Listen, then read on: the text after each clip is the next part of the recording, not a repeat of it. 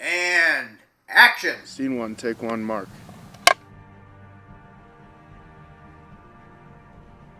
I've never directed anything of the scope and magnitude than that of the Savagelands. It's proven to be extremely challenging, but at the same time rewarding because my vision is finally coming to life. Savagelands is an epic, post-apocalyptic western that is very emotional and visceral storytelling to its very core.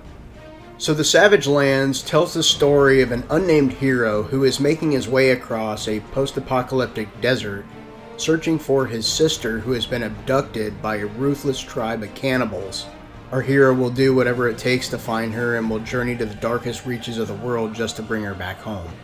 It ultimately begs the question, how far would you go to save the one you love? It's very poetic. The idea for Savagelands came to me after I saw Mad Max Fury Road. I had this idea in my head which originally was going to become my next novel, but after seeing the visuals from George Miller's film, I thought to myself, what if this story is best suited for film? I went through about 4 different drafts of the screenplay before finding the right story to tell, and the final version is the most original story that I have ever created. What I've tried to do in Savagelands is combine many different beliefs and world cultures, all the while making up my own. The film is supposed to take place 50 years after a global nuclear holocaust, and the survivors of the apocalypse have reverted back to living in a pre-colonized America. People basically have become uncivilized, and I try to incorporate that primitive lifestyle in the film.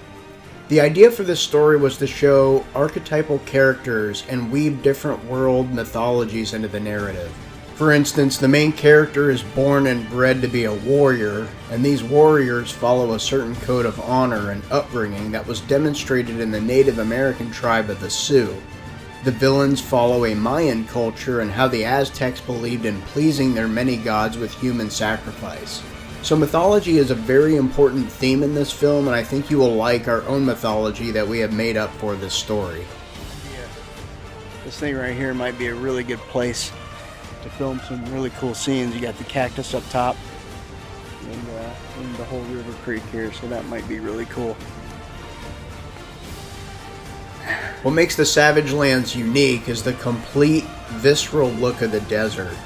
I decided to shoot Savagelands using all-natural lighting, making the story feel more cerebral and western. Everything that you see is shot in camera. The costumes, the props, the sets, everything is real and tangible to touch. We are living in an age where computers are being used to create artificial worlds, and there's nothing wrong with utilizing modern technology to tell stories. But what I really wanted to do is to create a world that wasn't a product of special effects. I wanted to recreate the magic of movies from the times of Ben-Hur and Apocalypse Now. I wanted the world to feel real, and I wanted the actors to be immersed in that desert landscape. One of the things that I knew had to be done were the creation of realistic props. There are a handful of scenes in the movie that utilize crafted props, and I worked tirelessly for about 6 months creating some of these visual devices that you will see on camera. The prop building was something that terrified me, but once I started doing it, I kind of got into the rhythm of creating art. And I'm not much of a sculptor, but I think all the props turned out extremely well, and they were beautiful to put on screen. Alright, so we just completed our second day of shooting. Today we are doing the Spur Cross Dragonfly Trail, and I thought the shoot went really well. I'm sitting here just at lunch with Brian, our leading actor. Brian, what did you think of the shoot today? The scenery was really beautiful. Some of the footage is actually turning out a lot better than I'd originally expected, so it's pretty exciting.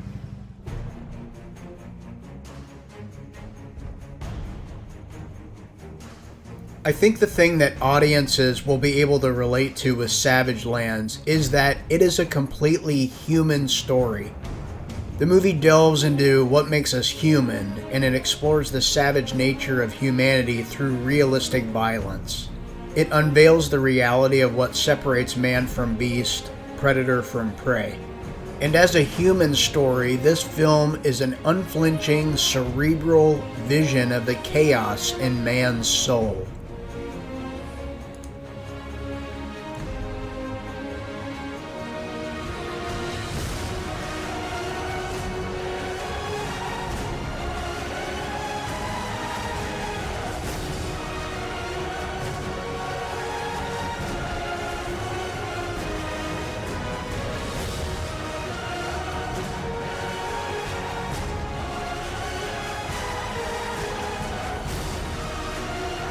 This isn't your typical post-apocalyptic film. This movie is bold, it's brutal, and at times an emotional journey, and I can't wait for all of you to see it.